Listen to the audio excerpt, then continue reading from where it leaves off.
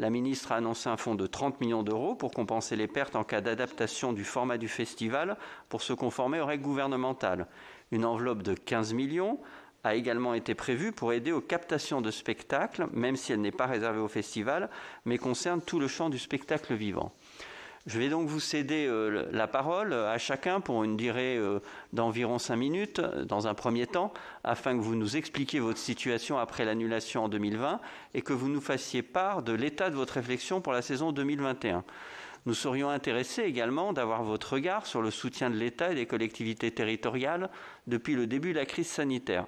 Nous sommes évidemment à votre écoute pour toutes vos propositions, car notre mission d'information entend formuler des recommandations d'ici quelques semaines pour suggérer des adaptations qui nous paraîtraient utiles à une reprise rapide des activités culturelles.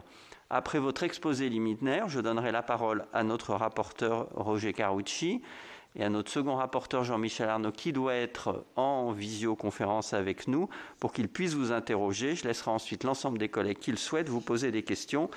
Madame, Messieurs, nous vous écoutons en commençant peut-être par le Festival d'Avignon qui est en présentiel. Monsieur Paul Rondin. Alors vous appuyez sur le bouton pour que tout le monde vous entende. Voilà. Merveilleux. Bonjour à toutes et à tous, bonjour à mes collègues. Oui, effectivement, alors comme je suis présentiel pour une fois, merci de me donner la parole.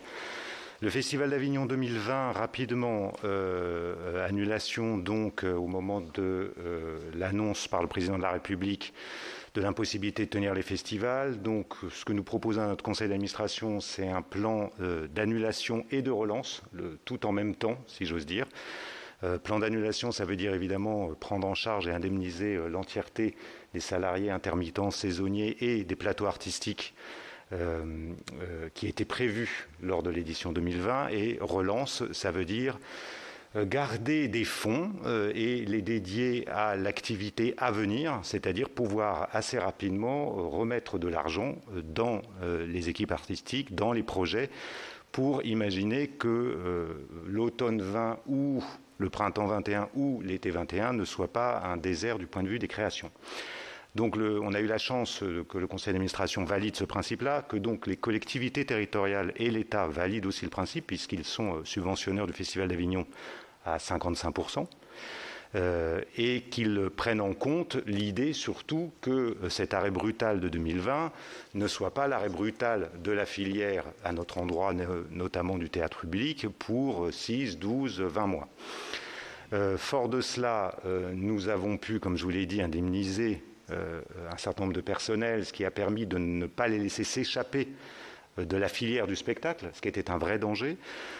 Nous avons aussi pu faire un petit festival à l'automne, et ça, qu'on a appelé la Semaine d'Art en Avignon, qui était surtout un geste pour le territoire, pour la ville, pour le département, parce que vous imaginez bien que sans tourisme et sans Festival d'Avignon, il y a quelques difficultés en ce moment sur cette région.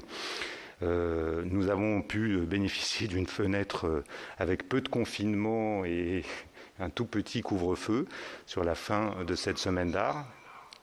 Et nous avons, du coup, comme je vous le disais, réinjecté de l'argent dans les créations, dans les produits à venir et tenir notre rôle finalement d'institution publique de la culture, à savoir permettre aux individus qui sont plus fragiles, je pense aux équipes artistiques une fois encore, de survivre d'une part et de se retrouver. Nous en étions là.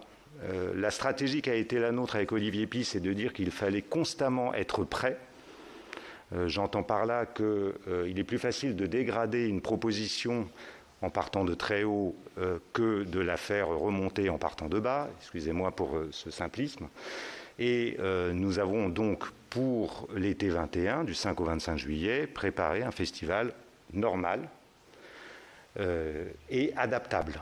Je dis normal parce que 21 jours, avec un certain nombre d'équipes étrangères également, c'est-à-dire vraiment avec une forme d'optimisme qui n'est pas totalement candide, parce que par ailleurs, nous avons les scénarios qui vont bien avec, au cas où nous aurions des obligations sanitaires, donc jauge réduite, et éventuellement troisième scénario, alors c'est là que je ne serai pas forcément sur les mêmes besoins que nos collègues ici présents sur un troisième scénario qui serait le plein air uniquement, ce que nous pouvons faire nous à Avignon, parce que contrairement à ce qu'on croit parfois, il y a à peu près 2/3 de la jauge qui sont en plein air. Ça ne veut pas dire les 2/3 des spectacles, parce que les jauges importantes sont en plein air à Avignon. Mais je m'arrêterai là parce que ce n'est pas à moi d'en parler, mais ce qu'on appelle le off ou les off, qui vont avec le Festival d'Avignon, c'est-à-dire qu'ils sont complémentaires économiquement et même dans le dynamisme de l'édition, eux ne pourraient pas ouvrir. Donc c'est vrai qu'on travaille très sérieusement sur le scénario 2, qui est une dégradation de la jauge. Je ne saurais vous dire un pourcentage puisque plusieurs chiffres circulent. Enfin, sur nos rapports avec les collectivités et l'État, moi je ne peux pas dire autre chose que nous avons un contact permanent depuis le début de cette crise, avec toutes et tous. J'entends l'État, bien sûr, la ministre, son cabinet, la DGCA, mais aussi la région. Renaud Muselier est très investi sur le territoire sur ces questions. Le département, qui est pourtant un département rural, je le rappelle, et qui est très, très engagé derrière nous ou avec nous. L'agglomération et la ville, évidemment, puisque Cécile Helle, la maire d'Avignon, a fort à gagner à ce festival, au maintien de ce festival. Donc nous travaillons en bonne intelligence, à la fois de manière logistique, technique et financière. Pardon de ce discours un peu lourd à vie, mais je ne peux que vous dire ce qui se passe actuellement, pour nous. Merci, mais on vous demandait la réalité, donc c'est parfait, c'est tout ce qu'on souhaite entendre dans vos propos. Peut-être Monsieur Roland, les Eurocaines de Belfort. Bonjour, sénatrices et aux sénateurs. Merci pour l'invitation et l'intérêt porté à la filière, et bonjour à mes confrères. Peut-être juste pour présenter très rapidement notre structure. On est une association de loi 1901. Nous avons été, on va dire, créés par un département, par une collectivité locale en 1989. Je dois vous lire simplement, vous dire les statuts de notre association qui expliquent un petit peu notre démarche. Il y a 2 buts à cette association, la promotion des musiques actuelles dans notre région Bourgogne-Franche-Comté, au travers en particulier de la gestion et de l'organisation du Festival des Eurocaines de Belfort, et puis d'assurer ces actions dans une problématique, on va dire, de rapport et de dialogue avec la jeunesse, et enfin d'assurer une réflexion spécifique sur la place de cette jeunesse effectivement dans la société, ce qui se traduit effectivement par cette grande fête qu'on appelle les Eurocaines, mais aussi en périphérie avec un label Euroc Solidaire qui se transforme en action de chantier jeune, de lien avec l'école de la deuxième chance, d'insertion pour l'emploi, voilà, ce genre de choses. Vous dire qu'effectivement, nous avons un budget qui est d'environ 9,5 millions, dont 64% des recettes proviennent des festivaliers, 6% de subventions locales, en baisse, je ne vous apprends rien, continue, 25% de mécénat sponsoring, et que le plus fort secteur de dépenses reste l'artistique, à peu près 40%, à mettre en regard des 21% en technique. Vous dire aussi que c'est un festival qui embauche environ un peu plus de 600 personnes. Quand je dis l'embauche, c'est ce qu'on appelle plutôt les jobs d'été, 53% au moins de 25 ans. Et une des caractéristiques de notre festival, c'est que nous n'avons pas de bénévoles, ayant opté plutôt pour le job d'été et l'entrée et la découverte du secteur. Pour arriver très rapidement à l'année 2020, au moment effectivement de l'annulation qu'on a, bien entendu, on a été touché très rapidement par les toutes premières déclarations d'Édouard Philippe qui limitait les grands rassemblements à 5000. Bien entendu, ça nous a touchés. Et on a, je dois vous le dire, annoncé assez rapidement que nous serions les derniers des derniers à réouvrir. Et je pense que ça, c'est en train de se vérifier.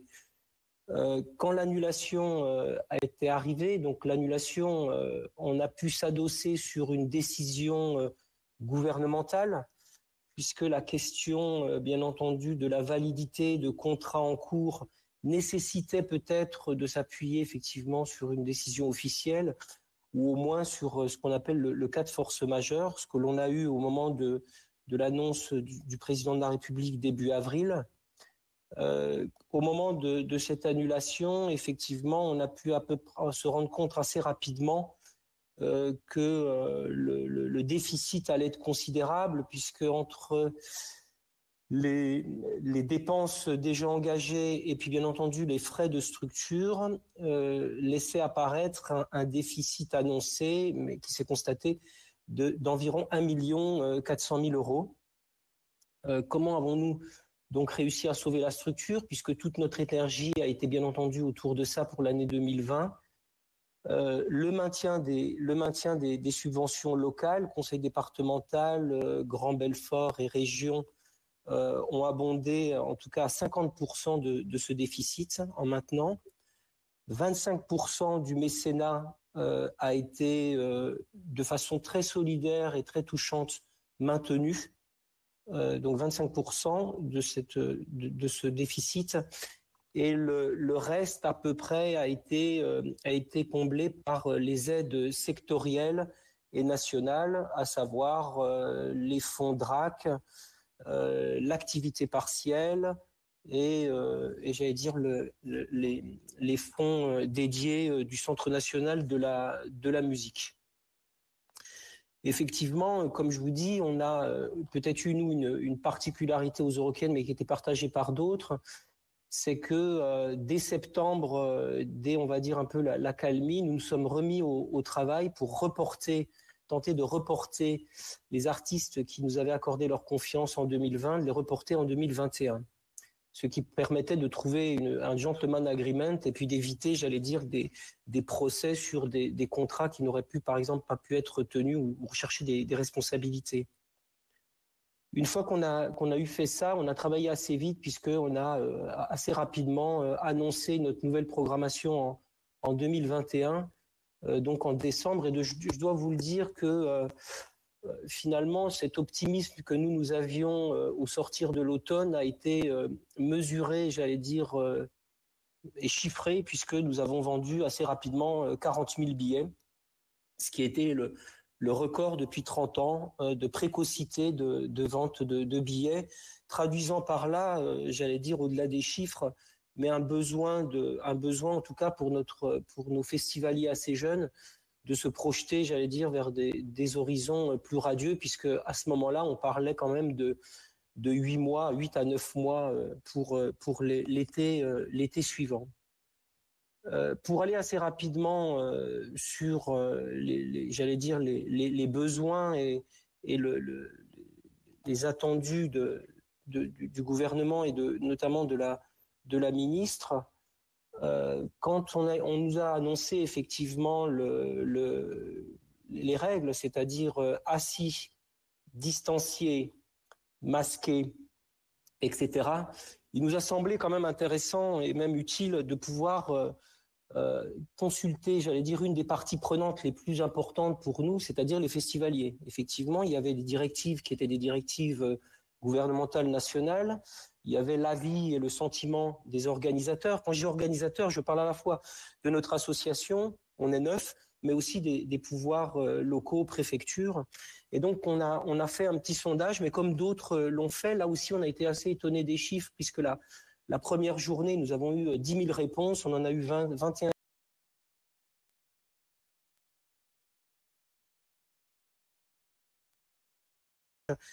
Sans rentrer dans le détail, mais assez rapidement, qu'est-ce que les festivals disent? On peut diviser ça en deux parties. La première partie sont les règles sanitaires. Les règles sanitaires sont majoritairement acceptées, c'est-à-dire le port du masque et un test préalable pour pouvoir rentrer dans le festival. Par contre, ce qui est refusé, et là très majoritairement, c'est ce que nous on appelle la version dégradée. Là, je comprends que le gouvernement l'appelle plutôt version résiliente, mais pour nous c'est une version dégradée puisqu'elle attaque même l'esprit même de notre festival. Donc vous savez que être dans un festival, c'est pas simplement être un spectateur assis, même si je ne suis pas là en train de critiquer ceux qui ont cette forme-là, mais pour nous elle est basée effectivement sur l'interaction sociale. Et je dis ça non pas en me basant sur le doigt mouillé ou l'observation du terrain, mais vraiment sur des études sociologiques conduites par le CNRS qui depuis 10 ans étudie finalement un peu notre festival. Je veux dire par là que la moitié, plus de la moitié des festivaliers viennent entre amis. C'est une des caractéristiques distinctives des festivals de musique actuelle. Et le camping, aux Euroquelles, le camping accueille 15 000 personnes. Finalement, il est le centre de gravité de cette expérience. Et donc, la démarche de venir dans un festival, elle est motivée par une volonté de faire la fête entre amis et que la présence et la discussion avec ces mêmes amis, bien entendu, fait partie de cette expérience. Donc, c'est pour ça qu'effectivement, on a beaucoup de mal, j'allais dire, avec ça, sans toucher à l'esprit même du festival. Donc, comme je vous disais, ce sondage non pas va dicter la décision, mais en tout cas va être un des éléments qui va nous faire prendre la décision. Qu'est-ce que notre conseil d'administration qui se réunit il y a une semaine a décidé? Il a décidé qu'effectivement toutes les possibilités étaient sur la table. Une, c'était bien entendu qu'on reste garant de cet esprit-là et qu'on ne le dégrade pas, en tout cas qu'on ne sacrifie pas l'esprit du festival sur l'autel de la pandémie, si je peux m'exprimer ainsi, et que d'autre part, s'il devait y avoir une version dégradée, je dois vous dire qu'effectivement, elle serait d'une part en lien avec, je veux dire, le territoire, c'est-à-dire que le conseil départemental que j'ai vu serait tout à fait en lien. On parlerait d'animation territoriale, et quand je dis ça, c'est pas du tout un gros mot, mais c'est quelque chose qui serait en lien avec la population, puisqu'on imagine que si on devait faire ça, on aurait un peu moins de visiteurs extérieurs, extra-régionaux. Il y en a quand même presque 40% pour les Eurokéennes, et que ce serait bien entendu un festival qui serait plutôt à regarder et non pas un festival dont on transformerait des festivaliers en spectateurs Playmobil assis. Ce qui nous amène bien entendu à une autre exigence ou une autre condition, c'est qu'on puisse bien entendu équilibrer cette affaire-là. Et vous savez, moi j'appartiens au syndicat du Prodis qui a fait un petit test il y a 10 jours, c'est qu'on a demandé à 12 festivals d'imaginer cette version dégradée. Alors une version dégradée autour de 5 000 avec les conditions, location de gradins et tout ça. Avec simplement 12 festivals, des festivals qui sont à peu près de ma taille, c'est-à-dire 35 000 personnes par jour, et d'autres festivals qui sont plus modestes mais néanmoins importants. On s'est aperçu déjà que la perte annoncée sur une version dégradée avec 12 festivals est estimée à plus de 7 millions d'euros. Nonobstant, bien entendu, les pertes qui pourraient être liées à la structure elle-même, parce que faire une version dégradée ne va pas payer les loyers, ne va pas payer les salaires de l'équipe, etc., les assurances et tout ça. Et si on y rajoute les coûts des structures, on rajoute encore 5 millions. C'est-à-dire qu'avec à peu près une dizaine de festivals, sur les 30 millions qui ont été annoncés précédemment en introduction, dont il ne s'agit d'ailleurs que 20 millions pour les spectacles de musiques actuelles et de variété et d'humour, les 10 millions étant pour les autres esthétiques, on en prendrait pratiquement déjà la moitié. Donc on comprend très bien la difficulté qu'on va avoir, bien entendu, de location de gradins. Un gradin pour 5 000 personnes distanciées, c'est un gradin qui doit faire 10 000 places, et imaginez-le à l'installer et le coût, on dépasse les 100 000 euros. Imaginez ce que veut dire de faire, bien entendu, une protection sanitaire pour 15 jours de chantier pour des gens qui travaillent en plus des spectateurs. On peut parler encore là de 100 000 euros, etc. Donc on voit bien qu'on est dans des chiffres, enfin, en tout cas que les chiffres annoncés par le ministère ne sont pas du tout en relation avec les 2600 festivals, puisqu'il y en a 2600 festivals simplement répertoriés au Centre national de la musique. Donc, bien entendu, nous sommes actuellement dans une impasse. Parce que, pourquoi? Et je terminerai par là. Pour pouvoir s'adapter, il faut bien entendu qu'on arrive à embaucher autres que des personnes qui travaillent chez nous. 9 personnes, on n'est pas tous des techniciens. On a besoin de gens qui vont réfléchir avec nous sur, par exemple, la technique. Des gens qui vont réfléchir avec nous sur l'avancée des protections sanitaires. Or, depuis le 10 décembre, malheureusement, la loi interdit en tout cas, d'embaucher quelqu'un dont on romprait le contrat ou même on le mettrait en activité partielle si toutefois le festival serait annulé. Donc on est obligé de sortir de l'activité partielle, vous comprenez bien, de sortir de l'activité partielle pour réfléchir à des solutions dégradées sans avoir ce que j'appellerais le parachute qu'ont mis en place certains pays, la Norvège, l'Autriche, la Belgique et l'Allemagne, qui sont des fonds de garantie assurantielle qui nous auraient permis de continuer en fait à garder espoir. Et c'est ça le problème qu'on a, l'espoir perdu. Voilà, en tout cas ce que je peux vous dire dans un premier temps, un peu en introduction. Je vous remercie de cette attention. Alors, merci pour toutes ces explications. On voit que la situation est effectivement très différente que celle du Festival d'Avignon. Je vais donner la parole maintenant peut-être à Monsieur Tréorel pour les Vieilles Charrues. Bonjour à toutes et à tous. Merci pour l'invitation et merci de donner encore écho aux festivals qui sont devenus, comme on le dit depuis cette pandémie, du moins il y a une prise de conscience, un vrai phénomène de société. Le Festival des Vieilles Charrues est un festival 100% associatif qui se déroule à Carhaix en Centre-Bretagne, ville de 7000 habitants.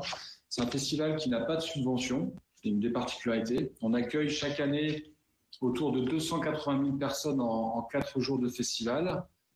Le festival peut s'organiser également grâce à la participation de 7150 bénévoles qui sont constitués autour d'une centaine d'associations. Des associations à qui on reverse un don chaque année en fonction du nombre d'heures et du nombre de bénévoles par association. C'est autour de 140 000 € que l'on reverse chaque année. Le festival se tient sur 4 jours. On accueille un peu moins d'une centaine de groupes, une programmation éclectique allant de toutes les esthétiques musicales et de têtes d'affiches françaises, internationales et des groupes découvertes. C'est un budget de 17 millions d'euros. C'est un très gros budget dont la grande partie des recettes, à 80%, viennent du public, 60% billetterie, 20% recettes annexes. Et 20% des recettes, et d'un dernier pourcent des recettes, ce sont les partenaires et les mécènes. C'est 250 entreprises qui soutiennent le festival et qui nous permettent de maintenir un prix de billet attractif au plus grand nombre, qu'on n'a pas augmenté depuis 8 ans, je crois, qui est de 44 € à partir de 44 € la journée. Le souhait du festival également, c'est d'avoir un fort ancrage territorial. On parle beaucoup d'actions de développement durable, de circuits courts, etc. Ça fait depuis le démarrage du festival qu'on a imaginé la construction du festival comme cela chaque année, ce qui nous permet d'avoir un impact économique de 18 millions d'euros sur le territoire de Carhaix, sur la Bretagne.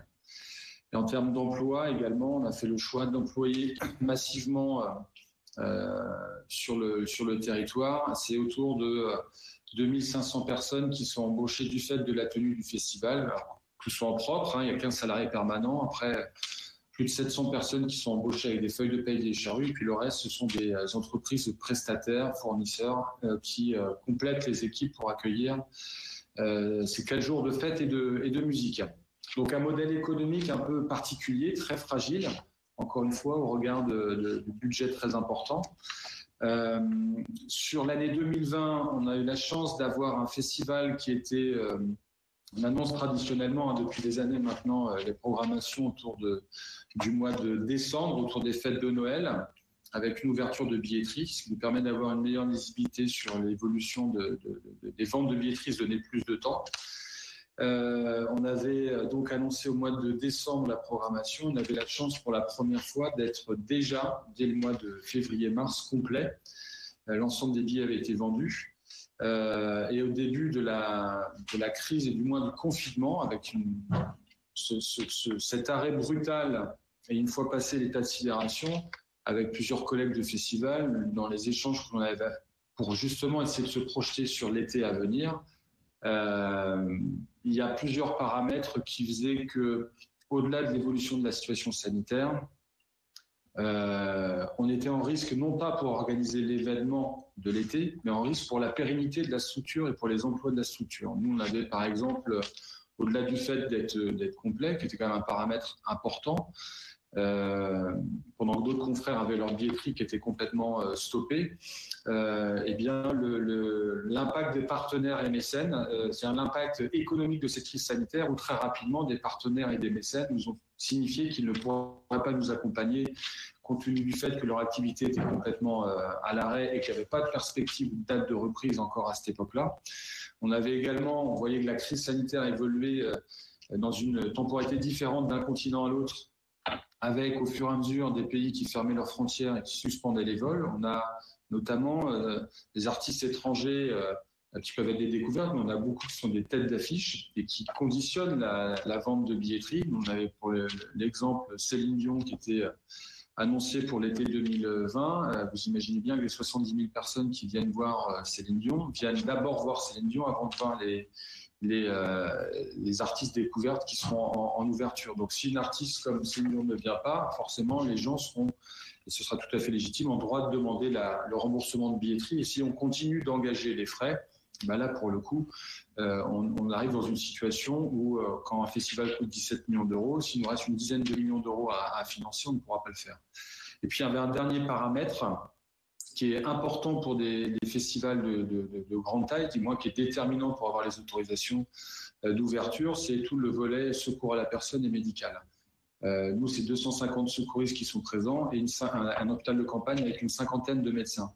Ces gens-là, ils étaient où? En mars, ils étaient en première ligne dans les hôpitaux.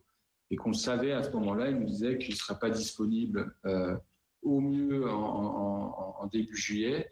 Et puis quand on a vu l'évolution de la situation sanitaire, on savait qu'ils ne seraient pas là, qu'ils seraient toujours réquisitionnés. Donc très vite, on a su que le festival ne pourrait pas avoir lieu.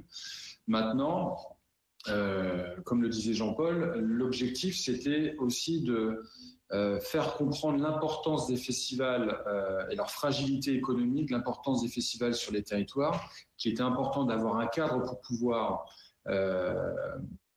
ou reporter nos éditions afin de nous protéger partiellement financièrement par rapport aux engagements qu'on pouvait avoir. L'exemple des Vieilles Charrues ou de la prestataire avec qui on avait signé des contrats, c'est 5 millions d'euros de budget de programmation qui étaient engagés et qu'on, bien évidemment, on n'aurait pas pu payer. Donc très vite, il a fallu travailler sur ces modalités d'arrêter l'interdiction, qui n'ont pas forcément été très très simples et très rapides. Et puis ensuite, imaginer des contours d'aide d'un plan de secours et d'un plan de relance pour faire en sorte, parce qu'à l'époque on était encore optimiste, se projeter sur 2021. Pendant l'été, ont avancé assez concrètement les premières aides qui venaient donc du ministère et ou de la DRAC. Donc, il y a eu le premier volet, c'était le chômage partiel, qui était important pour des structures comme la nôtre. L'équipe des Charrues, elle est en chômage partiel depuis avril dernier. Depuis, il y a une reprise qui est très limitée, donc depuis avril dernier. Et puis, l'été dernier, entre des aides de la DRAC, du CNM, on a commencé à avoir les premières aides. La particularité des Vieilles Charrues, comme je disais, c'est qu'il n'y a pas de subvention de collectivité. Donc, le calcul a été très rapide à faire pour nous. Combien coûte une année sans activité? Le calcul qui a pu être affiné en août dernier, c'était 1,8 million d'euros. Et là, cette somme-là représente majoritairement les salaires qui étaient engagés soit pour les permanents ou pour les équipes qu'on avait commencé à faire travailler dès le mois de septembre dernier. Donc, il fallait trouver ces solutions pour éponger ce montant-là. Donc, le chômage partiel a aidé et continue d'aider. Et puis, ces premières aides qui sont tombées, les aides DRAC, CNM, je disais, et puis là, il y a le Fonds de solidarité. Aujourd'hui, pour l'année 2020, pour les Vieilles Charrues, on a encore autour de 800 000 euros à trouver pour passer une année sans activité et pour arriver du moins à l'équilibre. En même temps, l'idée, c'était aussi de se projeter pour l'année 2021 et de regarder comment on aurait pu justement rebondir. On avait beaucoup d'espoir à la fin de l'été de s'orienter sur et d'organiser les reports d'édition de nos événements. Bon, il y a un premier signal quand même qui, pour nous, le cas des Vieilles Charrues nous a fortement bouché, c'est la reconduction de l'arrêté d'interdiction des rassemblements qui a été prononcé fin août par le Premier ministre. Donc l'arrêté qui est jusqu'à fin août a été prolongé jusqu'à octobre, une première fois, puis ensuite en mars. Je vous dis très clairement que là, la rentrée, elle n'avait pas du tout la même saveur parce que de notre côté, on ne voyait pas comment une activité pourrait reprendre avant au mieux le début d'année. On a vu ensuite rapidement que la situation, notamment on était en Avignon aux États généraux, s'est dégradée rapidement derrière et s'est posé la question de savoir comment on allait communiquer auprès de notre public. Ça faisait un moment qu'on n'avait pas échangé avec eux, quasi depuis l'été, et que notre public, comme beaucoup d'autres, attendent la période de la fin d'année pour avoir les programmations et puis les billetteries. Nous, on a fait le choix à ce moment-là, d'une stratégie différente, d'annoncer aux équipes qu'on allait prendre un peu plus de temps pour voir comment évolue la situation sanitaire et qu'on reviendrait vers nos publics et nos bénévoles autour de février-mars afin de voir ce qui serait possible de faire. On espérait encore à l'époque que la situation s'améliorerait. Mais déjà, dès le début, on leur avait dit qu'au besoin, on s'adaptera et que, quoi qu'il arrive, il y aura un festival qui sera peut-être différent, mais il y aura un festival en juillet prochain. On a eu beaucoup de marques de soutien de nos festivaliers, ce qui a été vraiment quelque chose d'important à ce moment-là et ce qui a aussi motivé les équipes justement dans cette idée de, sans être des spécialistes ou des scientifiques, ce qu'on ne veut pas et ce qui n'est pas le souhait, de se dire ok, au cas où on ne puisse pas le faire comme d'habitude, encore une fois, je rappelle les charrues, c'est 70 000 personnes par jour, debout. J'imagine que forcément, comme ça a été dit, on sera les derniers à avoir l'autorisation de réouvrir s'il n'y a pas d'amélioration significative. Donc, ça a été de travailler à un schéma adapté, différent. C'est même pas adapté, c'est vraiment différent de se dire, voilà, qu'est-ce qui a été autorisé l'année dernière quand on était déjà en situation de Covid et puis de commencer à travailler un peu à l'aveugle avec l'équipe sur un nouveau format de festival qu'on ne savait pas faire. Mais avec cette volonté commune, eh bien de se donner rendez-vous l'été prochain, peut-être d'une manière différente. On avait vraiment l'envie, le besoin, et même quelque part le devoir vis-à-vis de notre territoire, vis-à-vis du public, des artistes, des intermittents, prestataires, bénévoles, tous ceux qui font le festival. Donc c'est en ce sens-là qu'on a travaillé en interne et puis avec d'autres festivals sur cette période d'hiver. Et puis, comme ça a été évoqué tout à l'heure, le cadre, on demandait à avoir un cadre pour justement identifier la faisabilité ou pas, et puis chiffrer aussi, parce qu'il faut appeler les choses par leur nom. Ce cadre-là, on l'a eu. Ce cadre-là, sans grande surprise au regard de la situation, correspondait à ce qui avait été validé au mieux l'année d'avant. C'est un cadre qui est bien différent de ce qu'on a l'habitude de faire.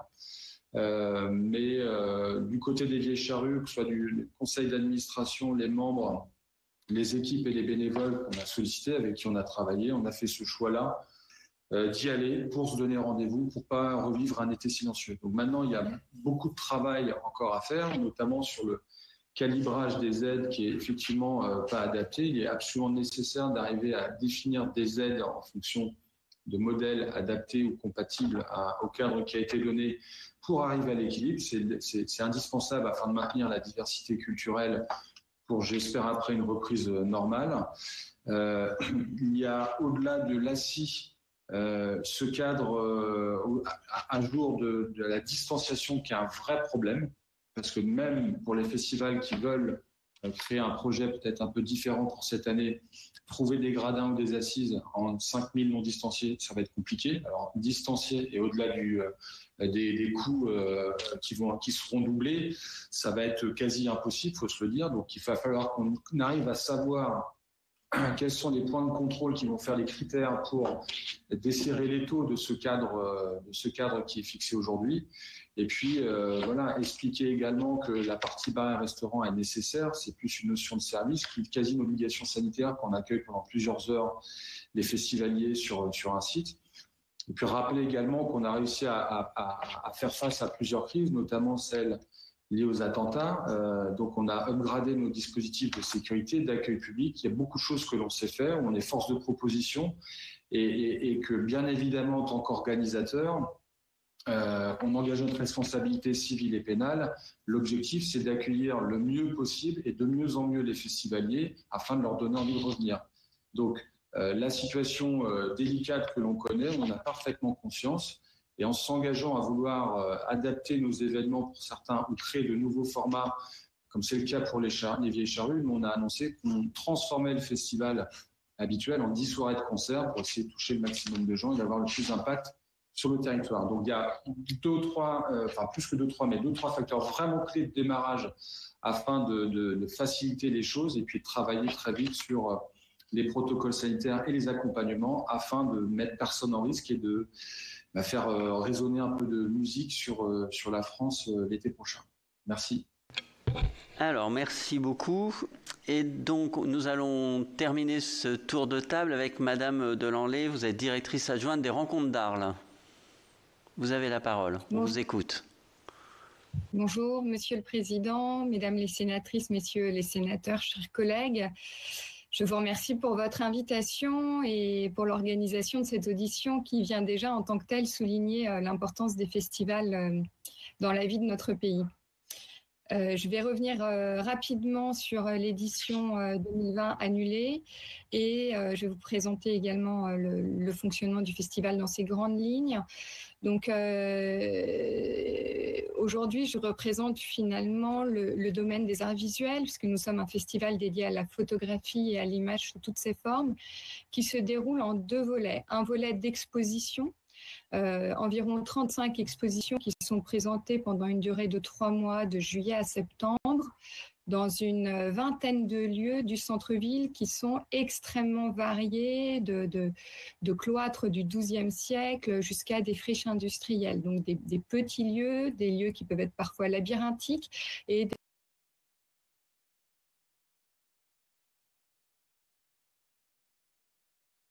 été évoqué par mes confrères, une semaine d'ouverture où nous accueillons en temps normal environ une centaine d'événements, des rencontres, des conférences, des visites d'exposition avec les photographes, des soirées dans des théâtres antiques, dans le théâtre antique où on accueille environ 2000 personnes, et puis des soirées de concerts et de déambulations nocturnes autour de la photographie qui peuvent monter jusqu'à 7000 et parfois jusqu'à 10 000 personnes.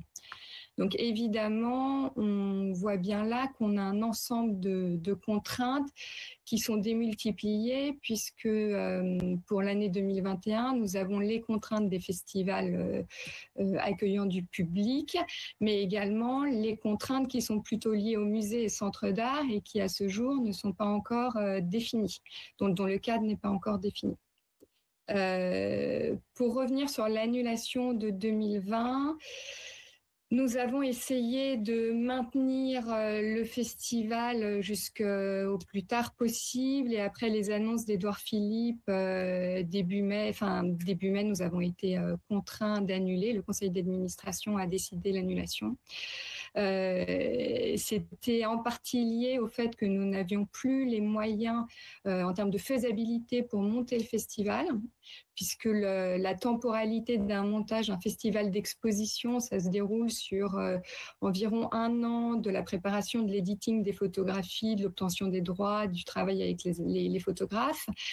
Et le montage, l'envoi en production des projets et le montage des scénographies, ça se déroule entre 4 et 3 mois avant le début du festival. Donc, on voyait bien que le confinement ayant lieu, on ralentissait, on n'envoyait pas en production les projets pour voir où on allait et que à un moment, les enjeux nous ont contraints à prendre ces décisions. Sachant que le modèle particulier des rencontres d'Arles dans le milieu des arts visuels, c'est que c'est un modèle économique qui s'autofinance très largement. Et ça, c'est assez peu répandu dans le domaine des arts visuels. Les financements se répartissent ainsi. Nous sommes financés à 55% par notre billetterie et nos librairies, boutiques et coproductions, à 20% par nos mécènes et à 25% par les collectivités publiques. Donc j'en profite pour dire à cette occasion que l'année dernière, dans le cadre de l'annulation, les collectivités publiques ont vraiment été exemplaires et nous ont accompagnés de manière extrêmement précieuse pour nous permettre de préserver l'avenir du festival, puisque ça a été évoqué tout à l'heure, mais c'était vraiment de ça dont il s'agissait.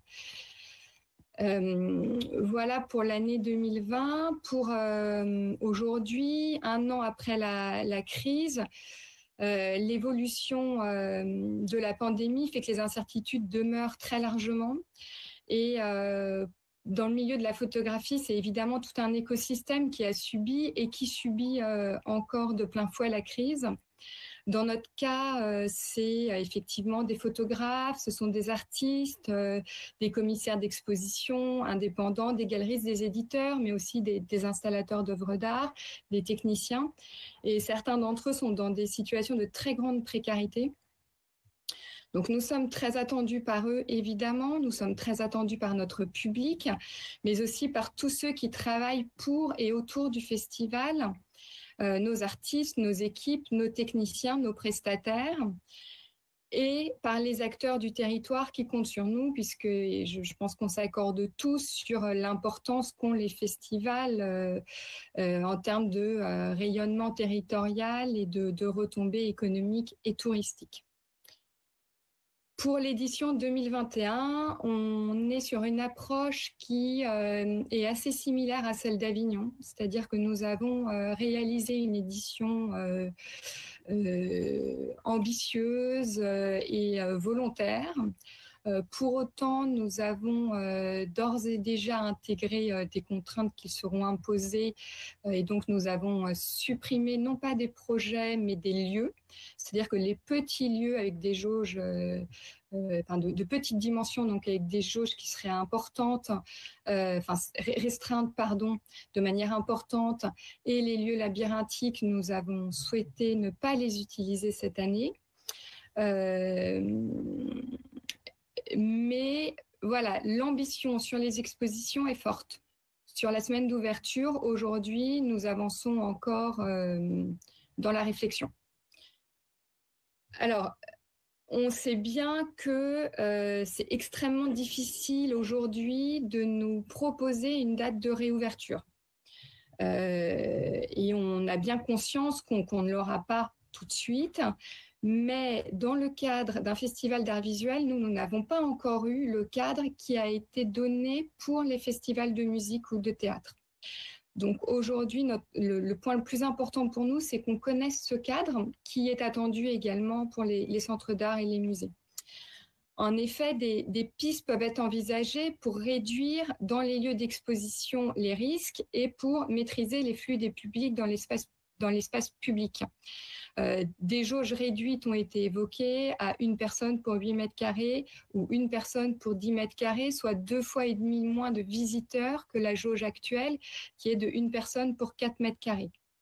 On peut également projeter des expositions en plein air et pour réduire les flux des publics qui vont générer des files d'attente en extérieur, donc dans l'espace public, on envisage des jauges en temps réel qui seraient consultables sur une application et ou des digitalisations des files d'attente, évidemment des réservations de créneaux de visite et éventuellement des augmentations de créneaux horaires s'il n'y a pas de couvre-feu. Mais pour mettre ces pistes en œuvre, la première chose dont on a besoin, c'est 1, de connaître le cadre, 2, d'avoir du temps, parce que ces mesures sont longues à mettre en place. Il y a des développements d'outils numériques, des réorganisations d'équipes, des questionnements sur les lieux utilisés, et elles sont d'autant plus longues et compliquées à mettre en place que les festivals d'art visuel ne disposent pas toujours de lieux qu'ils utilisent avant leur mise à disposition, contrairement aux musées et centres d'art. Et que cela dépendra également des outils dont ils disposent. Nous, aux Rencontres d'Arles, comme on a une billetterie et qu'on suit très étroitement l'étude des publics, on a quand même des outils qui sont assez précis.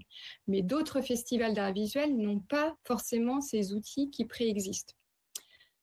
Enfin, selon les protocoles imposés, il existe un risque que nous n'ayons plus le temps de les mettre en place si nous n'en avons pas suffisamment connaissance à l'avance.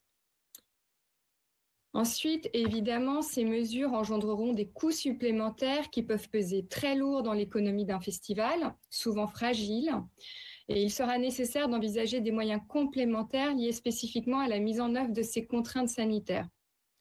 Dans notre cas, je vous l'évoquais rapidement, on a déjà modifié les choix des lieux et on travaille à un certain nombre de pistes que je vous ai évoquées plus tôt.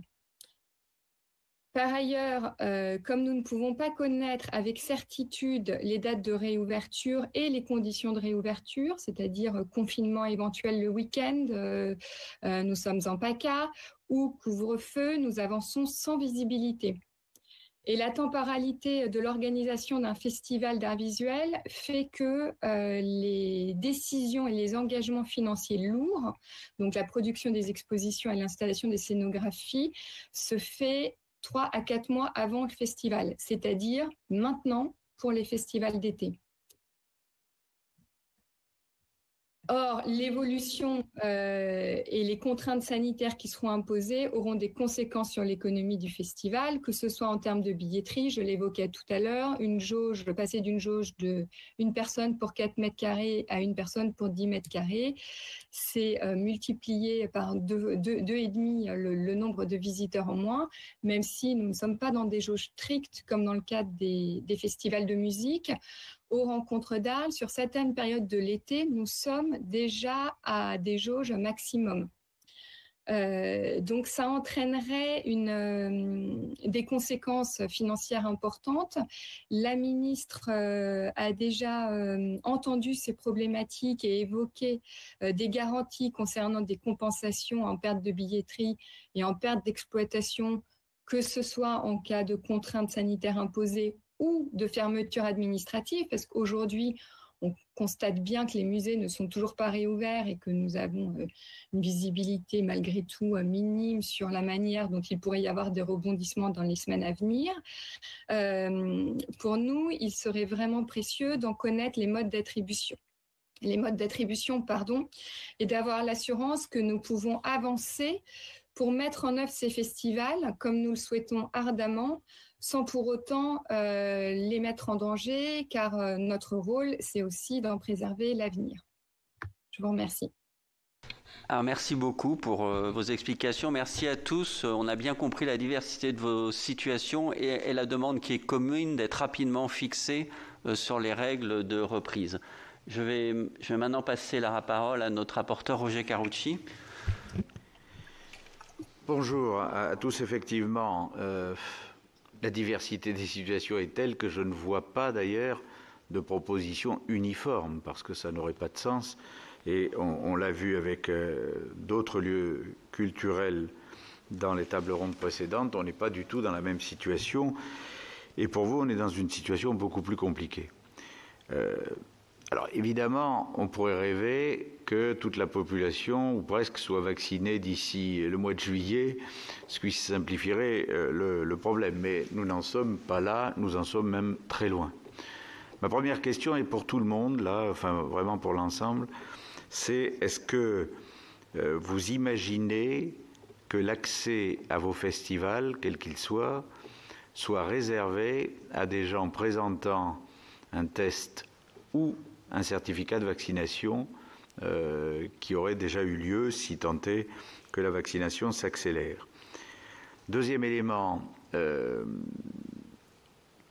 les propositions que l'on va faire, on a incontestablement une difficulté, et on le voit bien quand on est en contact avec les services du ministère ou avec le ministère de la Santé. Évidemment, le fait que par définition vos festivals ne peuvent pas se concevoir sans capacité de déjeuner, de boire, pour certains j'ai bien compris d'avoir un camping, ça complique le jeu parce que les normes sanitaires ne sont pas les mêmes, les risques ne sont pas les mêmes et les réactions, soyons francs, de l'administration ne sont pas les mêmes. Alors question idiote, est-ce qu'on peut envisager un système, comment dire, non pas de suppression, mais d'un contrôle différent des lieux de restauration dans le cadre des festivals. Troisième élément, on ne sait pas ce que sera la situation sanitaire. On parle maintenant de nouveaux variants. Quand on voit le nombre de contaminations hier, on ne peut pas dire qu'on soit sur l'idée de sortir de la crise sanitaire très vite. Que se passe-t-il si, non pas il y a confinement, mais si il y a encore couvre-feu au mois de juillet? C'est-à-dire, que se passe-t-il si vous avez un couvre-feu de type 19h, 20h pour les festivals, puisque vous avez presque tous essentiellement des activités du soir, enfin beaucoup en tout cas. Que se passe-t-il si vous ne pouvez travailler que dans la journée, pas le soir? C'est peut-être la révolution, mais au jour d'aujourd'hui, vous attendez les annonces de ce soir, vous allez voir la révolution. Enfin, le ministère a lancé en septembre des états généraux des festivals pour refondre la politique de l'État. Est-ce que vous y êtes clairement associé? Qu'est-ce que vous en attendez? Est-ce que vous pensez que ça peut modifier complètement le paysage? Enfin, pardon, Président, une toute dernière. La situation n'étant pas plus simple pour le moment, en tout cas en 2021 qu'en 2020, est-ce que vous craignez, pas pour vous quatre, mais globalement par rapport au nombre de festivals en France, est-ce que vous craignez qu'un certain nombre de festivals disparaissent purement et simplement parce que 2 années difficiles, c'est trop lourd par rapport à la capacité financière de certains? Merci. Alors, dans vos réponses, je vais vous demander d'être extrêmement concis. Vous avez fait des exposés introductifs longs et très intéressants, tous les 4. Mais là, vu le temps qui nous est imparti, il faut que vous soyez extrêmement concis dans vos réponses. Je vais vous passer la parole à tour de rôle. Vous répondez à tout ou partie des questions comme vous le souhaitez. Et on va repartir avec Madame Delanlay. D'abord, on va inverser l'ordre. Madame Delanlay. Alors, merci pour vos questions. Alors, effectivement, la question du couvre-feu le soir, je l'ai évoqué rapidement. Nous, ça re-questionnerait évidemment la dimension événementielle de la semaine d'ouverture. En fonction des possibilités de réalisation, de moments de contenu, de tables rondes, de conférences en plein air la journée, si ça nous est autorisé, on concentrera l'ensemble de nos activités sur la journée.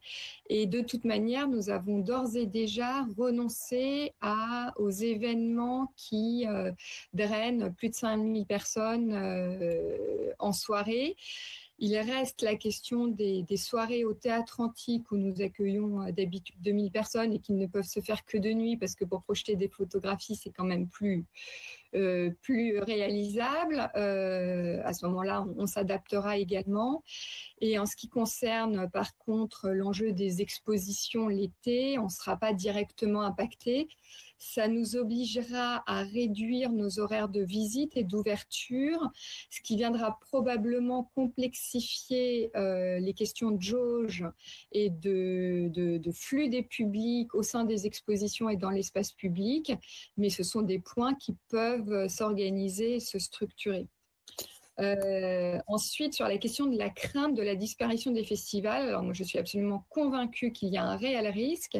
J'en veux pour preuve que c'est déjà le cas à Arles. Le festival, il y a déjà des interrogations très fortes sur la possible tenue du festival, de l'association qui tenait une partie du festival Off à Arles. Donc effectivement, il y a une telle diversité sur le territoire de modèles de festivals, quel que soit en fait leur domaine d'activité, quelle que soit leur nature, qu'ils soient subventionnés, autofinancés ou issus de financement privé, clairement, je pense qu'il y a effectivement un risque en fonction des évolutions des conditions sanitaires. J'entends couvre-feu, reconfinement, confinement le week-end. Merci. Monsieur Tréorel, vous pouvez répondre à d'autres questions. Voilà, je veux dire, chacun n'est pas obligé de répondre à toutes les questions du rapporteur. Madame Delanlay en a évoqué certaines. On vous écoute. Alors, il faudrait mettre votre micro, Monsieur Tréorel, on ne vous entend pas. Pardon, j'ai oublié le micro. Voilà. Pardon. Rapidement, pour évoquer les différents sujets. Le premier qui a été évoqué, c'est l'accès uniquement avec un test ou vaccin. Je pense que ça, c'est un sujet qui est très, très, très délicat. Au-delà de l'aspect législatif, il y a le sujet éthique qui s'oppose. Nous, c'est des choses qu'on a évoquées en interne avec d'autres festivals, avec des festivaliers. Sujet vraiment problématique, éthique, voire discriminatoire. Nous, on n'y est pas du tout favorable. Après, se pose la question de qui paye et qui contrôle. Quand on accueille plusieurs milliers de personnes, c'est pas sans incidence. En tout cas, c'est un sujet qui fait vraiment débat. Sur la partie des restaurations bars dans les festivals, encore une fois, comme je disais tout à l'heure, on a déjà su s'adapter à beaucoup de choses. Là-dessus, il faudra vraiment nous faire confiance. On saura adapter les différents stands avec des files d'attente revus. On fait déjà le emporter, il y a déjà des zones d'assises, etc. Pour ceux qui connaissent bien les festivals qui sont déjà venus, on est déjà proche de ce qui se mettait déjà en place dans les restaurants au mois de septembre, octobre dernier. Donc là-dessus, pour moi, il n'y a pas vraiment d'inquiétude. Sur l'histoire du couvre-feu en juillet, on verra pour nous au Vieille-Charrue le moment voulu. J'espère quand même que la situation s'améliorera de manière significative. Mais pour l'instant, c'est quelque chose, si c'est en journée, il faut savoir qu'un festival, habituellement, pour les charrues par exemple, on ouvre à 12h, 13h et on ferme à 3h du matin. Donc des concerts déjà le midi ou l'après-midi, c'est des choses que l'on fait. Sur des formats de soirée de concerts, avec des 3 concerts par jour, comme on le prévoyait, ça paraît un peu plus délicat, mais si vraiment c'est la dernière chose à mettre en place, on travaillera. Sur enfin les états généraux, comme vous l'avez dit, moi, ce que j'en ai compris, c'est que l'objet, c'est de définir la politique d'accompagnement du ministère pour les festivals. Nous, l'attente que l'on en a, c'est de prendre en compte l'évolution du secteur. En propos introductif, tout à l'heure, j'ai fait exprès de présenter les Vieilles-Charrues comme un festival 100% associatif. J'ai fait exprès d'appuyer sur le 100% associatif. Il y a une évolution importante avec un phénomène de concentration les dernières années, avec des festivals où il y a des prises de participation de groupes petits, moyens ou gros, ou des rachats, qui pour certains est une bonne chose, mais il y a une vigilance à avoir afin de maintenir cette diversité culturelle et d'éviter, ce qui n'est pas le cas aujourd'hui, mais d'éviter des concurrences accrues ou des concurrences déloyales par rapport à notamment les sujets pour les festivals associatifs de subventions, d'abattements fiscales liés au mécénat ou de participation de bénévoles. Voilà. Merci. Monsieur Roland. Oui, merci au sénateur d'avoir posé ces questions parce que je crois qu'elles sont vraiment à la fois pertinentes et très intéressantes. Ça nous permet en tout cas de vous faire part de certaines réflexions. L'accès au festival sous forme de test, effectivement, comme l'a dit Jérôme Tréorel, ça a été une question au départ un peu éthique que l'on s'est posée, nous qui faisons la promotion de République éphémère, d'accès à tous. Mais quelle autre solution avons-nous ? Quelle autre solution avons-nous ? Je vous le demande. La problématique, c'est qu'on surveillait, bien entendu, la campagne de vaccination comme l'est sur le feu, en se disant que peut-être que cette campagne de vaccination aurait un effet sur les incidences qui nous contraignent en ce moment, la circulation du virus, la pression hospitalière, la protection des personnes à risque, et qu'à ce moment-là, on aurait pu effectivement être inscrit dans ce calendrier-là, qui pourrait être, je sais pas, je dis au hasard, 80% des objectifs atteints, et à ce moment-là, on ouvrait. Sauf que visiblement, ça va pas être le cas. Donc, effectivement, moi, je vous le dis, les Eurockéennes sont pour, en tout cas, l'ouverture et la réservation d'un test qui serait réservé aux festivaliers. Pourquoi ? Parce que cet été, quand les gens sont venus voir leur grand-mère et leurs parents à Belfort, certains ont fait leur test. Et donc, cette histoire de test, d'autotest qui arrive, à mon avis, va être la règle tant que la vaccination ne sera pas effective. Donc, nous, bien entendu, nous sommes pour, parce que quel effet ça a derrière ? L'effet, c'est effectivement de ne pas faire de distanciation. Parce que la question de la distanciation, il faudra effectivement qu'on nous la précise. Est-ce que je peux venir avec mon copain que je rencontre avant ou est-ce que je dois venir absolument avec ma famille ? Ça, c'est une grande question. On n'est pas comme au cinéma, ça ne pourra pas se faire au départ. L'autre chose aussi que je dois vous dire là-dessus, c'est que il nous faut des réponses scientifiques. Et c'est pour ça qu'on fait, bien entendu, et qu'on est impliqué avec le PRODIS dans les concerts tests dont vous avez entendu parler. On est quand même à 1 an, je dois vous le rappeler, d'une annonce sur les 5000. Bon, les 5000, en cherchant bien, ils ont été décidés en février. Est-ce que c'est au doigt mouillé ? Je n'ose pas le dire. Visiblement, on a trouvé, nous, une étude américaine qui est très petite et qui datait, en tout cas, de février, enfin du printemps, une étude de Las Vegas qui datait du printemps et qui nommait ces 5000.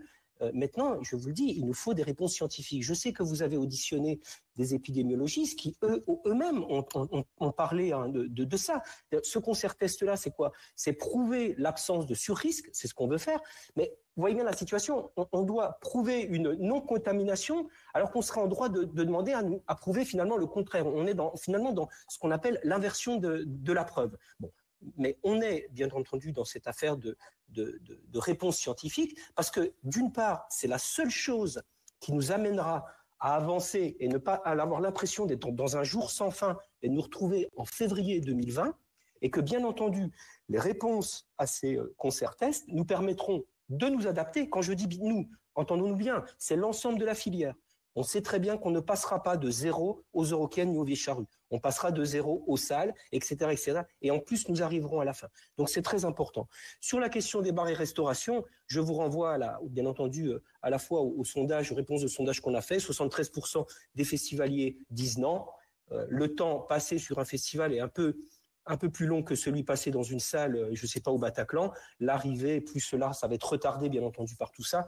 Bien entendu, nous ne sommes pas favorables et je ne parle pas de l'impact, bien entendu, financier. Le couvre-feu, monsieur le sénateur, je dois vous le dire que depuis quelque temps, on voit arriver des choses qui nous effraient. Les choses qui nous effraient touchent effectivement la jeunesse, le couvre-feu, l'alcool et tout ça. Alors, je ne suis pas là pour critiquer, bien entendu, et voir peut-être une société devenir une société sécuritaire, hygiéniste. Mais je crois qu'il faut quand même qu'on respecte finalement ce que fait le sel, j'allais dire, de nos manifestations, qui sont effectivement destinées à la jeunesse. Je n'allie pas jeunesse et alcool, mais en tout cas, chez nous, l'alcool n'a jamais posé de problème, si l'on en croit les médecins et l'ARS, SAMU qui nous suivent, et que le couvre-feu, bien entendu, c'est un peu délicat. Sur les états généraux, je pense que Jérôme est bien placé pour en parler. La seule avis que j'ai, c'est qu'il me semble, d'après les thèmes, qu'ils sont complètement décorrélés de la crise que l'on vit, si l'on parle effectivement de circulaire Collomb, si l'on parle de bénévolat, etc. Néanmoins, je ne peux que me féliciter, bien entendu, de ces états généraux, mais je m'étonne de cette décorrélation. Sur les festivals, pour faire très rapide, sur les festivals et la disparition, bien entendu, comme ma consoeur, des rencontres d'Arles, la disparition, la non-activité pour la deuxième année de suite de festival peut être très très dangereuse. Et non seulement dangereuse, non pas pour l'événement en tant que tel, mais pour le savoir-faire. Vous savez, on est des petites équipes, on est des spécialistes du mécénat culturel, on est des spécialistes de l'adaptation, on est devenus des spécialistes presque des réglementations attentats, on est des spécialistes de l'environnemental, etc., etc. Et tout ça, on l'a appris, non pas en restant sur les bancs des universités, parce que je dois vous l'avouer, on n'a pas fait tous des longues études, mais on l'a appris réellement sur le terrain et avec le discours qu'on a pu avoir finalement avec l'ensemble des préfectures, etc., etc. Donc c'est ce savoir-faire que l'on va disparaître. Et je terminerai simplement pour vous raconter juste une toute petite anecdote. Je me suis retrouvé il y a une semaine au bureau, ça frappait à la porte, une jeune stagiaire est venue m'apporter son stage de main à la main, elle l'avait déjà déposé, elle m'a dit écoutez, je viens de loin, est-ce que vous pouvez me recevoir? Elle avait fait 5h30 de route, elle venait de Maubeuge, elle a pris 2 jours dans un Airbnb à Belfort, et je peux vous dire que Airbnb à Belfort avec le couvre-feu, c'est un peu difficile à vivre, et elle venait parce que pour elle, c'était une chance de rentrer dans le secteur. Donc il faudra aussi que l'on pense à un moment donné à tous ces stagiaires à qui on a dit au revoir après une semaine, etc. L'ensemble de ces jeunes, et là je parle vraiment de jeunes qui sont pour rentrer dans la profession, à qui pour l'instant, ils voient la porte se refermer encore pour une seconde fois. Je vous remercie. Bien, je vous remercie. J'imagine que vous avez lu avec beaucoup d'attention l'avis du Conseil scientifique dont je parlais du 11 mars, qui traite de façon relativement détaillée la question des activités culturelles et qui s'étonne au fond du défaut de fondement scientifique à un certain nombre d'interdictions. On est peut-être dans ce domaine-là au cœur de difficultés d'adaptation de notre État et de nos décisions à ce qu'est l'épidémie, et vous en êtes du coup largement victime, et c'est pour ça qu'on a tenu aussi à commencer les travaux de notre mission d'information sur la question de la culture, et que très vite, la semaine prochaine, nous entendrons d'autres lieux culturels, notamment étrangers, qui ont rouvert. Nous auditionnerons, nous recevrons la ministre de la Culture, Roselyne Bachelot, et dans la suite, très rapidement, nous dirons quelles sont nos propositions pour les reprises d'activités culturelles. Monsieur Rondin ? Sans oublier, monsieur le sénateur, la distinction essentiel que l'on doit faire entre le plein air et là les scientifiques. C'est ce que font les études scientifiques. C'est ce que font les études scientifiques absolument.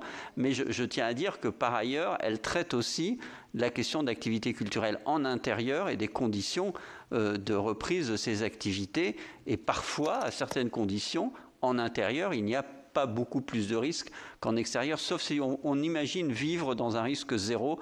Mais là, on va entrer dans un autre débat philosophique. Monsieur Rondin. Très rapidement, vous dire que sur les tests et les vaccins, je rejoins Jean-Paul Roland, même si c'est un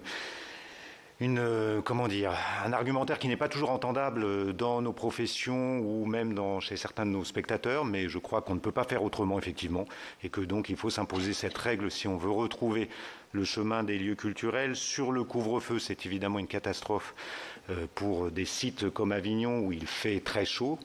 Ça n'est pas un détail et donc on ne pourrait pas reconvertir les lieux de plein air dans la journée puisque la chaleur sera insupportable. Néanmoins, et je le dis ici parce que c'est important, si vraiment, ça n'a pas beaucoup de sens ce que je dis, mais si vraiment on devait avoir un couvre-feu, on ferait un festival dans la journée, on se débrouillerait pour faire quelque chose.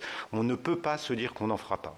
Sur la restauration, c'est assez simple, nous ce sont des restaurants de ville, indispensables évidemment à l'accueil des spectateurs, puisque la majorité viennent de France et du monde, donc ça on ne peut pas faire sans. Vous avez parlé également des états généraux des festivals, et ça va avec la question de l'avenir des festivals globalement, puisqu'on dit qu'il y en a 6000 je crois en France. Les états généraux, c'est une chose importante parce que ça reconnaît le fait festivalier. D'une certaine manière, ça reconnaît la décentralisation culturelle qui s'est faite à bas bruit avec et pour les territoires et vraiment en partenariat avec eux. C'est une preuve de la réussite de la décentralisation culturelle. Simplement, et moi je remercie le gouvernement, en tout cas Roselyne Bachelot, d'avoir lancé ces états généraux des festivals, effectivement protéiformes, et il y a beaucoup de travail à faire. Je pense qu'il faut se projeter après la crise sanitaire, pour le coup, parce qu'on aura besoin de se retrouver et d'être au travail, et on verra à combien on se retrouvera. Parce qu'un été sans festival, alors là je rejoins absolument tous mes collègues, c'est une catastrophe non seulement pour les festivals, pour la filière du spectacle vivant dans son entièreté, parce qu'un festival, c'est non seulement des spectateurs qui viennent voir des spectacles, mais c'est aussi des plateformes de diffusion et de vente de spectacles. Donc c'est toute la filière qui s'écroule. Et enfin, et accessoirement, si je puis dire, nous sommes dans une Assemblée de la République, que fait-on du droit des citoyens à accéder aux œuvres de l'esprit, à la culture? Aussi simplement que ça. Et ça fait depuis à peu près le 15 décembre que nous tous, ici, qui sommes représentants d'une diversité de la culture en France, nous posons la question. Comment a-t-on pu, enlever aux citoyens ce droit? Merci. Monsieur le rapporteur, vous êtes satisfait des réponses? Oui, même si, juste pour Monsieur Rondin, si c'était le seul on avait limité, mais de fait, avec l'état d'urgence sanitaire, bien des droits classiques du citoyen ont été réduits. Si vous me permettez, monsieur le sénateur, promis, je vais vite. Je suis d'accord, mais moi qui circule encore beaucoup, j'ai cette chance en France pour mon travail, je prends le TGV peut-être comme vous très régulièrement. Je prends les transports en commun très régulièrement, voilà. Et des fois, je vais faire des courses dans des magasins. Oui, merci. Moi aussi. J'essaie. Voilà. Et le professeur Flao nous a expliqué pourquoi prendre le TGV ne présentait pas de risque particulier. Et l'avion, mais comme M. Rondin, heureusement, ne prend pas l'avion pour venir d'Avignon, je le remercie, mais le train, voilà, ça montre que les milieux clos ne sont pas nécessairement très contaminants. Tout dépend des conditions, encore une fois, et ça doit s'appliquer au monde culturel, évidemment. Je vais maintenant passer la parole à nos collègues, en commençant par Laurence Cohen. Oui, merci Madame et Messieurs pour vos propos et les éléments que vous nous avez donnés. Moi, je partage le fait quand même d'une certaine incompréhension sur les orientations concernant la culture. Pourquoi une certaine interrogation? C'est parce que je pense qu'effectivement, il faut être prudent, il faut respecter bien évidemment un certain nombre de données dues à la crise sanitaire, mais je ne comprends pas quand même cet empêchement de la culture. Parce que, comme ça a été souligné, les scientifiques se sont réunis, ont donné un certain nombre d'avis, de recommandations, qui ne sont pas suivis d'effet. Une deuxième incompréhension, c'est que, et là je trouve que c'est très clair dans l'audition, il y a quand même pour moi une différence entre des festivals plein air et en milieu fermé. Les choses sont différentes. Les règles doivent être différentes. Là encore, on peut s'appuyer sur les scientifiques qui ont quand même émis un certain nombre de recommandations. Donc j'ai un peu du mal à comprendre ou à admettre ce retard où on laisse quand même la culture sous embargo. Et j'ai d'autant plus de mal à le comprendre que je trouve que les dégâts psychologiques commencent à devenir importants. On sent une très grande angoisse dans la population, un ras-le-bol. Ça touche énormément les jeunes, de plus en plus jeunes. Et puis, je veux dire que ça nous touche tous, parce qu'on sent quand même une morosité, et nous-mêmes, on commence à ne pas voir... voilà. Et pour moi, la culture, c'est source d'espoir, de pouvoir un peu se projeter, enfin, etc. Et donc, je pense qu'il y a urgence à ouvrir les lieux de culture, franchement. Et donc ça, c'était une remarque. Par contre, je partage le fait que à partir du moment où on n'a pas accès au vaccin, je ne suis pas du tout favorable à ce qu'il y ait évidemment un certificat de vaccination qui serait totalement discriminatoire, etc. Mais qu'il y ait un certificat qui montre qu'il y a des tests et que ces tests sont négatifs me semble élémentaire et pouvant faciliter les choses et même rassurer aussi. Donc moi, je suis plutôt favorable à ça. Alors je vois qu'il y a des opinions qui sont contrastées, mais voilà. La question que je voulais poser, parce que vous ne l'avez pas vraiment abordée, c'est qu'à partir du moment où il va y avoir des jauges, donc il va y avoir moins de potentiels festivaliers.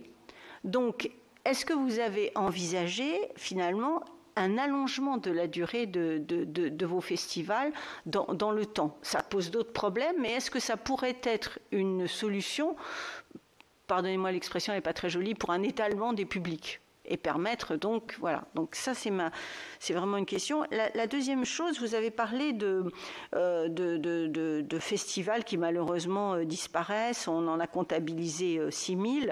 Il y a eu effectivement le gouvernement qui a débloqué, si je ne me trompe pas, 30 millions. Ça fait à peu près 5 000 euros par festival. On voit bien que là, le compte n'y est pas.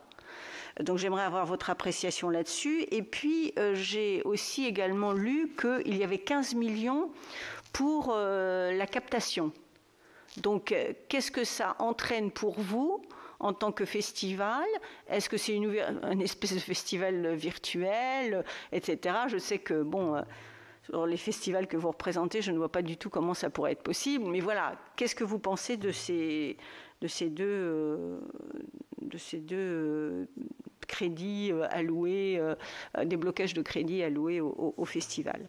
Voilà. Merci, Madame Robert. Oui, merci, Monsieur le Président. Bonjour à toutes et à tous. Et merci de vos propos et un petit clin d'œil breton à Jérôme. Parce que, la Bretagne est une terre de festivals et que c'est un sujet sur lequel on est attentif quand même depuis plusieurs années. Rapidement, pour réagir à vos propos, en disant d'abord, je fais une petite parenthèse, que alors ce n'est pas encore accordé, mais il y aura peut-être un concert test aussi en plein air, jauge debout à Saint-Malo, j'espère, parce que en tout cas le CHU de Rennes, le HESP, enfin il y a un certain nombre de médecins qui, considérant, comme le disait le président, que la question de la contamination en plein air ne pose pas de problème, mais qu'il faut le vérifier et qu'il faut du coup faire ces concerts, ce sera aussi un élément intéressant dans notre réflexion.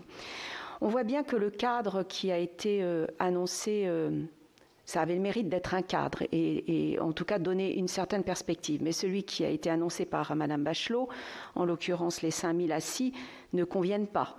Et je dirais même qu'il y a une absence de cadre, puisqu'on voit bien qu'au niveau des arts visuels et notamment la directrice des rencontres d'art dit que pour l'instant, il n'y a pas de visibilité pour organiser les rencontres l'été prochain.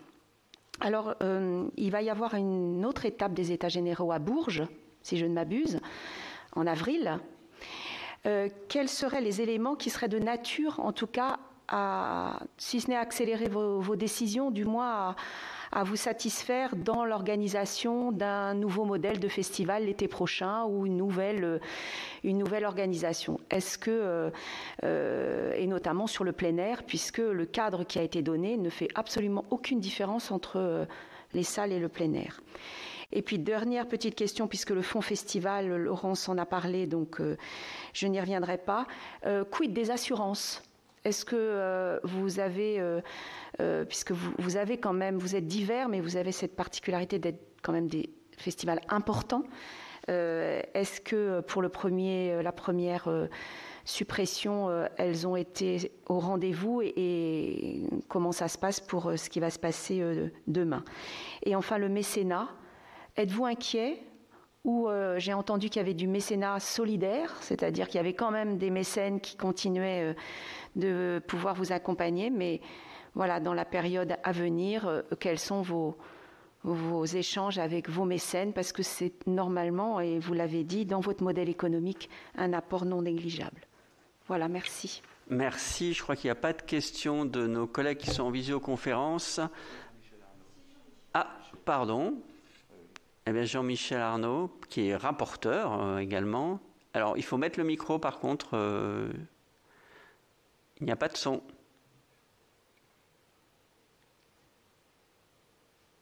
Non. Vous m'entendez? Oui, c'est bon. Oui, merci à chacune et chacun de vos exposés. J'ai deux questions. Une très pratico-pratique concernant, et une allusion a été faite par une collègue, concernant le fonds de compensation des pertes de billetterie. Un crédit de 40 millions d'euros a été arrêté par le ministère. Est-ce que, au vu de vos expériences respectives dans vos festivals, pour chacun d'entre vous et au-delà dans les réseaux qui sont les vôtres, ce fonds a-t-il été suffisant sur l'année de perte, c'est-à-dire 2020? Si oui, tant mieux. Sinon, pouvez-vous nous caractériser éventuellement le fossé, le gap manquant, permettant effectivement de consolider autant que possible les pertes de recettes, et j'ai noté que pour certains festivals, c'était très significatif. Vous avez également abordé les états généraux des festivals qui a eu lieu donc à l'automne dernier, et vous avez également dans chacun de vos exposés, en tous les cas pour un grand nombre d'entre vous, indiqué la présence permanente et particulièrement significative, et le fait que les collectivités locales ont parfaitement répondu dans la période de crise à l'engagement financier qui était les leurs depuis des années. Est-ce à dire que pour éviter, notamment pour les festivals plus modestes, des risques de disparition, des évolutions statutaires, associatifs vers des SPL par exemple, qui ont été évoqués lors de ces états généraux, vous paraissent souhaitables, qui permettraient peut-être d'avoir une garantie plus durable d'un tour de table financier avec des collectivités locales. Enfin, une dernière chose, j'ai bien compris qu'il y avait un débat sur la question du pass vaccinal, pass sanitaire, appelons ça comme l'on veut, et vous avez également énormément insisté sur l'importance dans vos organisations des recettes et au-delà des recettes, de la dimension conviviale aussi et parfois simplement logistique de la restauration. J'ai noté que les professionnels et notamment les filières professionnelles de la restauration évoluent beaucoup sur la question du pass vaccinal, avec des QR codes notamment à l'entrée des établissements. Vous êtes-vous rapproché de vos prestataires ou des représentants socioprofessionnels de ces prestations? Car il me semble que cette démarche qui semble être validée, ou dans tous les cas en cours de validation par le gouvernement dans l'attente de la réouverture, nous l'espérons tous, de la vie dans ce pays, est-ce que vous êtes rapproché de ces filières professionnelles pour voir de quelle manière pourraient être grouper des stratégies convergentes à la matière entre les organisateurs que vous êtes et les professionnels qui sont dans vos organisations à la matière? Je vous remercie. Alors, merci à mes collègues pour toutes ces questions. Alors, comme aucun de nous n'est maître des horloges ici et qu'il nous reste 10 minutes tout au plus et nous devons clore cette audition, je vais vous repasser la parole à chacun. Vous avez donc fait la division, voilà. Vous voyez le temps que vous avez à peu près et ce sera évidemment en même temps votre mot de conclusion. Je vais commencer de nouveau par Monsieur Rondin, s'il veut bien. Je vais essayer d'aller vite. Excusez-moi. Non, sur la durée, pardon, de reprendre toutes les questions. Sur la durée et l'étalement, structurellement, en ce qui nous concerne, ça n'est pas possible puisque chaque journée du Festival d'Avignon, ça coûte à peu près 1 million d'euros. Donc, si on voulait étaler, voilà, vous voyez à peu près où on va. Ça, c'est la première chose. En plus, je ne suis pas certain qu'on pourrait mobiliser le public si longtemps, tant les variations sont fortes en fonction des saisons et même à l'intérieur d'un même mois de juillet. Le fonds de compensation, je crois que ça a été dit, 30 millions d'euros, quand on fait simplement le calcul des personnes autour de la table, là, déjà, ça ne suffit pas, et beaucoup de nos collègues ne sont pas présents. Donc, je vous laisse imaginer que ça va être difficile d'anticiper des chutes de billetterie vertigineuses avec simplement 30 millions d'euros. Sur les captations, certes, et tant mieux, et merci s'il y a un fonds, 15 millions d'euros, ça permettra peut-être d'agrandir le nombre de spectateurs si jamais nous devons réduire drastiquement les jauges, mais ça ne reste pas du festival, ça ne reste pas de la vie ensemble. Les assurances, je ne ferai aucun commentaire parce qu'en ce qui me concerne, il n'y a aucun commentaire à faire. En tout cas, ce ne sont pas des partenaires. Et puis sur le mécénat, j'ai les mêmes craintes que mes collègues parce que oui, il y a un tassement, oui, il y a des entreprises notamment en ce qui concerne les PME, les TPE qui sont très accompagnantes localement. On voit bien qu'il y a des difficultés financières qui impactent directement les apports des mécènes, même si moi aussi je dois constater ce qu'on a appelé tout à l'heure le mécénat solidaire, c'est-à-dire des gens qui, sans festival l'année dernière, se sont maintenus, ils nous ont déjà dit qu'ils seraient là en 2021. Voilà à peu près ce que je peux vous dire. Merci beaucoup. Monsieur Tréorel.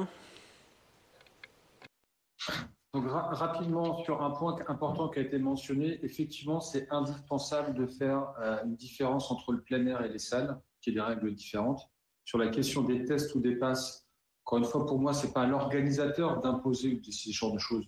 En revanche, bien évidemment, on est en contact avec des prestataires, des fournisseurs, avec qui on a déjà mis en place un tas de nouveautés depuis notamment la crise des attentats et qui sont force de proposition en ce sens pour cette crise sanitaire. Sur l'allongement du festival, comme je l'ai expliqué tout à l'heure, nous on a fait le choix au Vieilles Charrues de passer de 4 jours à 10 soirées.